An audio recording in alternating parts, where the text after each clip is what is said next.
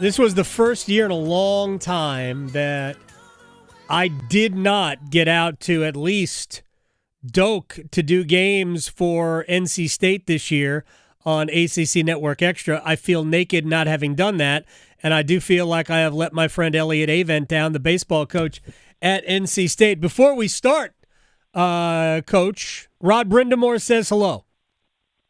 Is he in the studio? No. I talked to him earlier. Because I've literally spoken to Rod 100 times, maybe more than that, over the last however many months of the hockey season, and we both agreed that we were sick and tired of talking about hockey with each other. He goes, "I'll talk about anything else. Let's talk college baseball." And I know you guys are friends, so I know he wishes you well. Overall. Just give me a – and again, I was sincere. I do feel like I missed this season because I was so busy and hyper-focused on the Hurricanes. I didn't get a chance to come out and do any of your games this year. Overall, what has the year been like for you guys? Adam, this has been probably one of the more trying years that I've ever had since I've been here. It's just so many things wrapped up into a situation that – made it awfully difficult to be where we're at today. I think our players, the perseverance they've had through, we kind of rushed through fall practice. Right. So we rushed through fall practice, and then we had no skill work after fall practice for the players to continue their development. And then we basically, the field was ready basically like the week of the first game, and so we spent as much time traveling to USA and Holly Springs as we did practicing. And then you couple that with 21 new players, which is a lot of – I don't know if I've ever started a season with 21 new players. And the only thing I thought the way this thing would work out this well would be if we had a veteran club coming back and, we could miss a lot of valuable practice time. But anyway, we got to this point. It worked out. And we're excited, and we've had 3 good practices in a row, and the players are ready to go, and we're playing our best baseball of the year.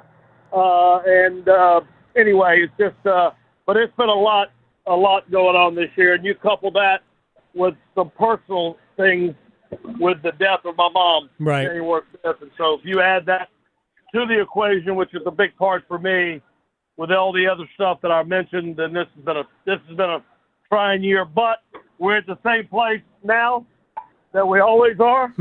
So it doesn't matter how trying it was. We're where we should be, and we're excited about going down to Columbia and playing a great field down there, and then just going to have to play really, really well to continue this journey. Yeah, and you're open with a team that I think could probably argue that they should have been a host site as well, because you get to start with Campbell right out of the gate. No, there's no doubt. Everybody feels like Campbell is going to be a host all year. What they've done all year has just been incredible. So everybody knew that Campbell would be a host site, and they're a team that just plays with such emotion, and they got a lot of older guys, and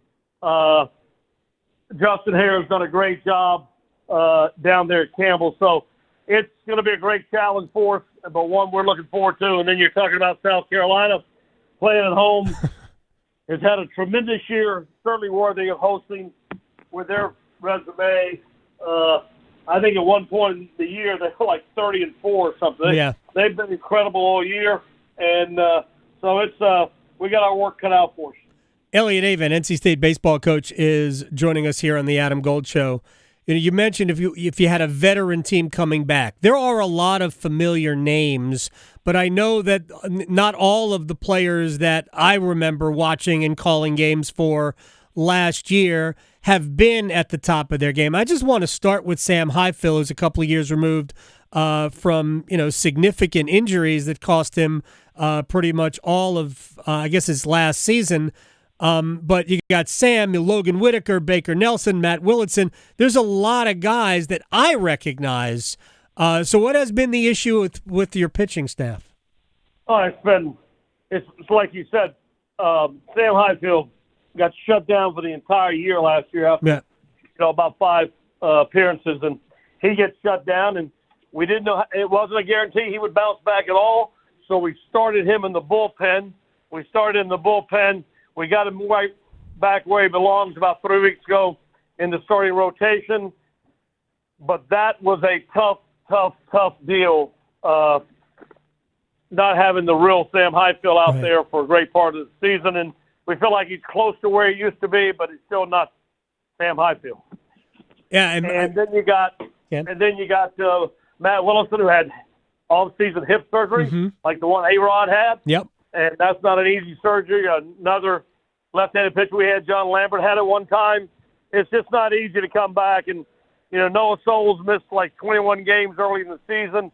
It just hasn't been easy. It has not been easy, but we're where we need to be. Yeah, and your team, your program has enough. I'm trying to think of the word.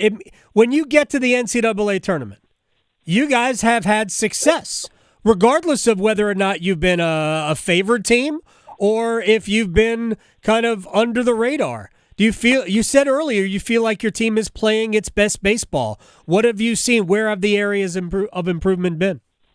Well, we're definitely playing our best baseball of the season, but a lot of that has to do with the things I told you earlier. We missed a lot of practice time in the fall, and we missed a lot of practice time in the preseason. So we've had to be a kind of a work in progress. And like I said, we had 21 new players and had some injuries. So we're healthier than we've been all year. We've gotten the players pulling for one another, doing the things that you have to do this time of year to be successful. And like I said, we've stayed the course, and we're playing our best baseball of the year. I asked this question of Chris Pollard earlier. I'm curious your answer to this, because it just seems to me that college baseball is better today than it was 10 or 15 years ago. A, do you agree? And B, what do you attribute that to? Well, the draft, there was a time when a lot of people were signing out of high school. Yeah. And I think, I don't know when it was, 10 years ago, whatever, the professional people figured maybe the college ranks were the best place to develop players they weren't sure about through the minor leagues. And so those players started going to college, and they figured 3 years of baseball in college would have them ready at a high A or double A and help their development to the big leagues. I think that's a part of it. And now the draft's been reduced to 20 rounds. And all I'll speak about is our league. Our league, top to bottom, is the best it's been by far, in my opinion, in the 27 years that I've been here.